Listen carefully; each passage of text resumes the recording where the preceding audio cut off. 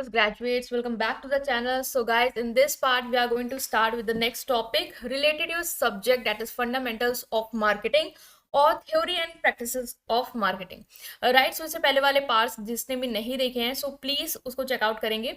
Telegram Instagram में join कर सकते हैं. वेबसाइट का लिंक है डिस्क्रिप्शन में, वेबसाइट को जरूर चेकआउट करेंगे for more content. Right guys, so without any further delay let's start this video. So now guys, in this part we are going to start with this topic, that is repositioning importance. इससे पहले हमने repositioning क्या होता है उसको understand कर लिया था. ठीक है, आज हम समझेंगे कि ये क्यों इम्पॉर्टेंट है, एक ब्रांड को क्यों रिक्वायर्ड होता है कि वो अपनी रीपोजिशनिंग करे ब्रांड की. राइट, सो कॉन्सेप्ट में हमने समझा था कि रीपोजिशनिंग बेसिकली क्या होता है कि जब बिजनेस अपने आप की जो पोजीशन या इमेज उसने कंज्यूमर के माइंड में बना रखी है उसको चेंज करता है, कह सकते हो एडजस्ट करता है या पूरी तरीके से चेंज करता है, उसे कहते हैं रीपोजिशनिंग. जैसे हमने मैकडी का एग्जांपल लिया था कि मैकडी को जो इमेज उसने माइंड में क्रिएट की थी कंज्यूमर की, वो था कि वो एक फास्ट फूड ब्रांड है. ठीक है, बट जब उसने देखा कि जो आने वाले टाइम पे लोग इतना ज़्यादा हेल्थ कॉन्शियस हैं तो उसने अपने मेन्यू में सैलेड्स और हेल्दी ऑप्शंस रखे. तो अब उसने क्या करने की कोशिश करी कि कंज्यूमर के माइंड में अपनी इमेज को रीपोजिशन किया कि now we are healthy brand also. Right, so क्या इंपॉर्टेंस होती है, क्यों बिजनेस को रीपोजिशन करना जरूरी है. So first is keep the brand relevant, अपने ब्रांड को रेलिवेंट बनाए रखने के लिए. एज यू नो कि आजकल की मार्केट या कंज्यूमर को कह लो, उसका प्रेफरेंस कह लो, टेक्नोलॉजी कह लो, गवर्नमेंट पॉलिसी कह लो, कुछ भी फिक्स नहीं है. ठीक है, टाइम टू टाइम हर चीज इवॉल्व हो रही है, सब चीज बदल रही है, ट्रेंड चल रहे हैं आजकल. तो हर ब्रांड को ये रिक्वायर्ड रहता है कि वो भी क्या रहे, अपडेटेड रहे, ताकि जिस हिसाब के ट्रेंड चल रहे हैं, जिस हिसाब की कंज्यूमर की हमारी प्रेफरेंस है उसको हम सेटिस्फाई कर पाए. अदरवाइज अगर हम जो टेक्नोलॉजी यूज कर रहे हैं या जिस तरीके से काम करें वही फॉलो करेंगे तो हम उस तरीके से परफॉर्म नहीं कर पाएंगे और मार्केट से आउट हो जाएंगे. सो अपने ब्रांड को रेलिवेंट बनाने के लिए जरूरी है कि आप चेंजेस करें और अपनी इमेज को कंज्यूमर के माइंड में टाइम टू टाइम अपडेट करते रहें विथ ऑप्शंस. राइट, नेक्स्ट है यहाँ पे कि एक्सपैंड द कस्टमर बेस. अब जैसे कि मैकडी ने जब वो चीज किया तो उसका कस्टमर बेस एक्सपैंड हुआ. अब जो लोग हेल्थ कॉन्शियस थे, जो उसको नहीं प्रेफर कर रहे थे, अब वो भी उसके मतलब जाके खरीदेंगे क्योंकि उनसे रिलेटेड भी चीजें वहां पे अवेलेबल हो गई. तो कस्टमर सेगमेंट या बेस जो है वो क्या हुआ, बढ़ गया, एक्सपैंड हो गया. सो रीपोजिशनिंग बेसिकली हेल्प करता है बिजनेस को कि वो न्यू टाइप ऑफ कस्टमर तक पहुंच पाए जो पहले उनमें इंटरेस्टेड नहीं थे उन तक. अब वो क्या कर सकता है, अपने ब्रांड की मैसेज को, इमेजेस को, मेन्यू को और या जो भी वो ऑफर कर रहा है प्रोडक्ट उसको अपडेट कर सकता है जिससे वो उन कस्टमर तक भी पहुंच पाए जो पहले उस तक नहीं इंटरेस्टेड थे या नहीं उससे कुछ परचेस कर रहे थे क्योंकि उनके टाइप की चीज वहां अवेलेबल नहीं थी. ठीक है, तो अपडेट कर रहा है क्योंकि कस्टमर बेस उसको बढ़ाना है. जैसे कि डोमिनोज पिज्जा को पहले लोग क्या कर रहे थे, क्रिटिसाइज कर रहे थे क्योंकि उसकी फूड क्वालिटी नहीं अच्छी थी. ठीक है, फिर क्या किया उसने, अपनी रेसिपीज इंप्रूव करी. लोग कह रहे थे जो पिज्जा का क्रस्ट है वो क्या है, बहुत ज्यादा थिक है, वो थिन नहीं है. तो उसने क्या किया, वो भी चेंजेस लाए और भी मेन्यू में चीजें अपडेट की और अपनी पास्ट मिस्टेक को बेसिकली एडमिट भी किया.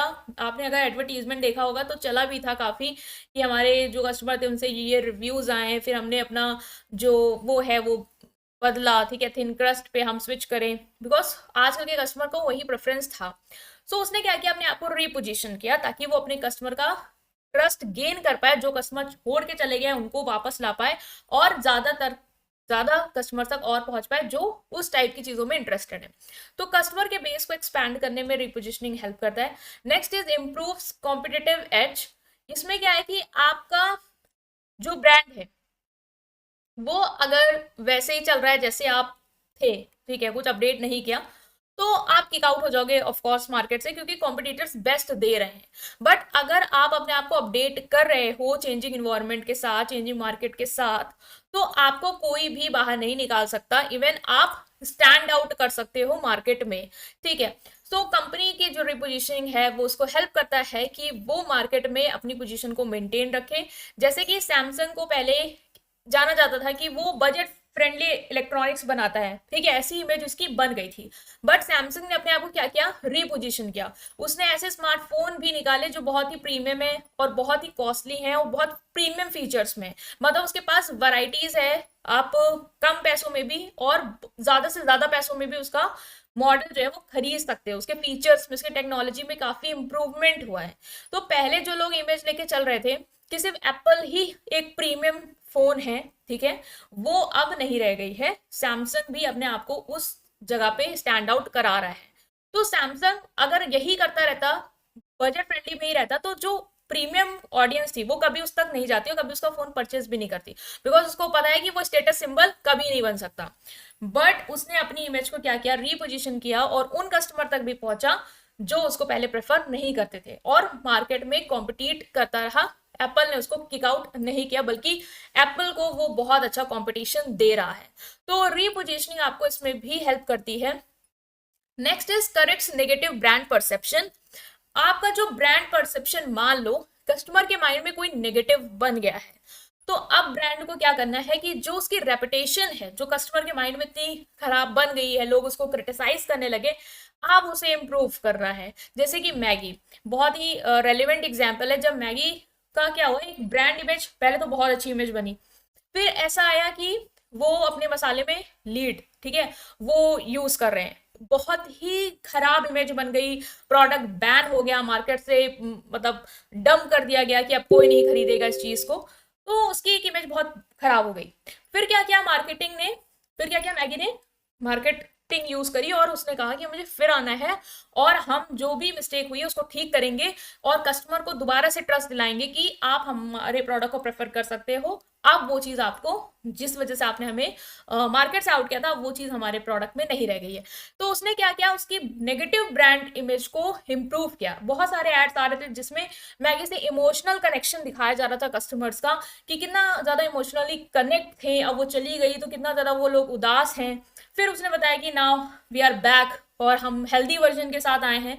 तो फिर वो क्या हुआ, उसने अपनी जो ब्रांड इमेज थी वो करेक्ट कर ली और अब भी बहुत अच्छा खासा उसका चल रहा है सब कुछ, ठीक है। तो रीपोजिशनिंग आपको इस चीज में भी हेल्प करती है।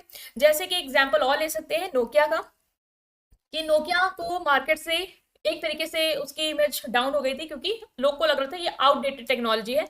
आजकल के टाइम पे इतने अच्छे अच्छे स्मार्टफोन आ रहे, इतने अच्छे डिजाइन के, इतनी अच्छी क्वालिटी के, ठीक है, इतने अच्छे फीचर्स के, लोग उस पे जाने लग गए।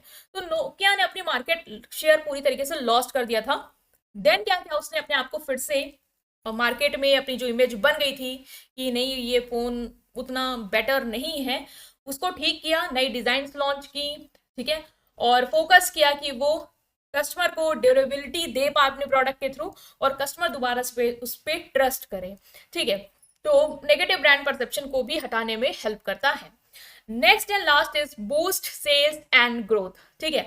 When a brand successfully reposition it attract new customers.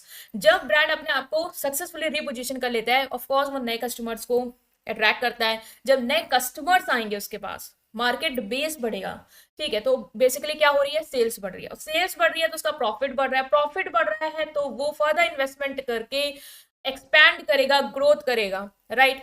तो ये भी चीज एक हेल्प दे रही है आपको रिपोजिशनिंग। तो इससे भी कनेक्ट कर सकते हैं। जैसे पेप्सी ने पहले स्ट्रगल किया था इंडिया में, क्योंकि हेल्थ कॉन्शियस कंज्यूमर थे जो ये सोच रहे थे कि हमें शुगरी ड्रिंक्स नहीं चाहिए, हमें इससे दूर भागना है।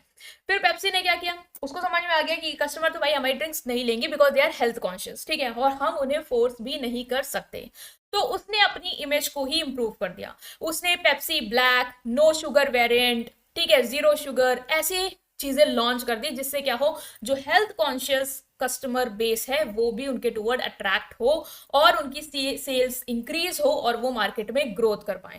अदरवाइज फिर वो वैसा नहीं कर पाते। तो इसने हेल्प की सेल्स को इंक्रीज करने में और ब्रांड इमेज भी यहाँ पे इंप्रूव हुई, राइट। सो ये सारी इंपॉर्टेंस है आपकी रीपोजिशनिंग की। इसके अलावा अपने आप से भी आप लिख सकते हो कि अगर ब्रांड अपने आप को रीपोजिशन करता है तो उस चीज से उसको क्या क्या फायदे हो सकते हैं, राइट गाइस। सो हमने इस टॉपिक को बहुत अच्छे तरीके से अंडरस्टैंड किया है। जिन्होंने पहले वाले पार्ट्स नहीं देखे हैं सो प्लीज चेक आउट, और वेबसाइट भी देखेंगे आप लोग। वीडियो को लाइक करेंगे, चैनल को सब्सक्राइब करेंगे, अपने फ्रेंड्स के साथ इस पूरी प्लेलिस्ट को शेयर करेंगे। Thank you.